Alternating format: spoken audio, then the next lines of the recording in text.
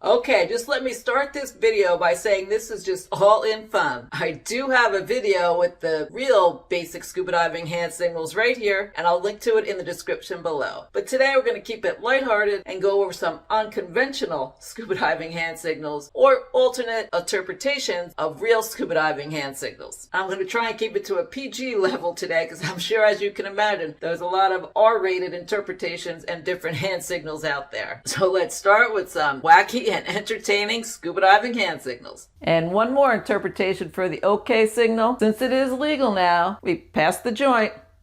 Now on the real side, this is an OK signal on the surface. But in the alternative interpretation, this is I'm a little teapot. You remember that song? I'm a little teapot, short and stout?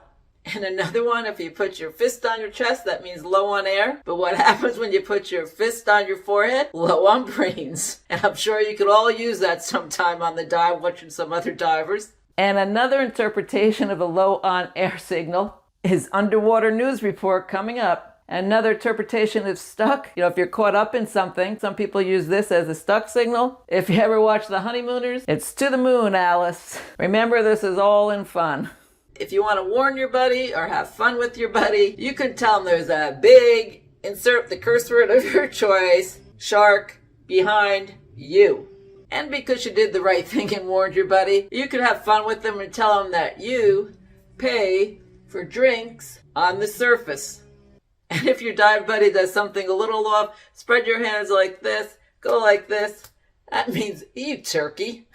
And a little more conventional one, you point to a lobster or a fish or something that looks delicious to you. Just make the eating motion and your buddy will know there's something good there.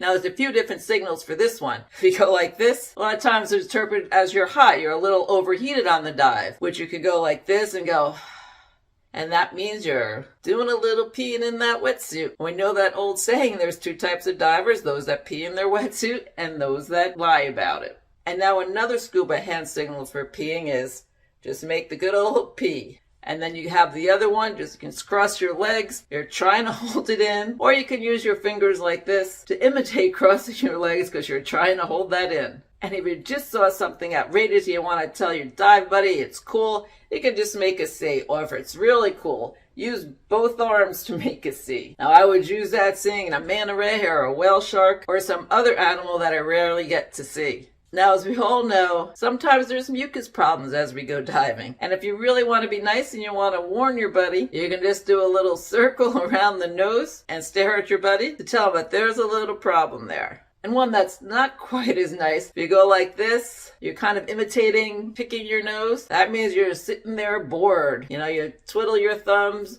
pick your nose. If you're on a bad dive, and I know I could have used this one when we did this dive in Jamaica, and all basically we were looking at was rocks. It was absolutely horrible. The dive master started making bubbles to try and entertain us. So this would have came in handy, and this one. Yes, we're bored. Let's go up, and we did cut the dive short. Getting wet can only take you so far. So this one I'm going to try and keep PG. You can figure it out yourself. Now, if you forgot your camera, flashlight, dive slate, whatever it was, you want to communicate to your dive buddy that you forgot it, you can do I left it behind. Or anoting one, saying the same thing, is I left it, and then point to your rear. Or a little cleaner, so you go I left it on the boat.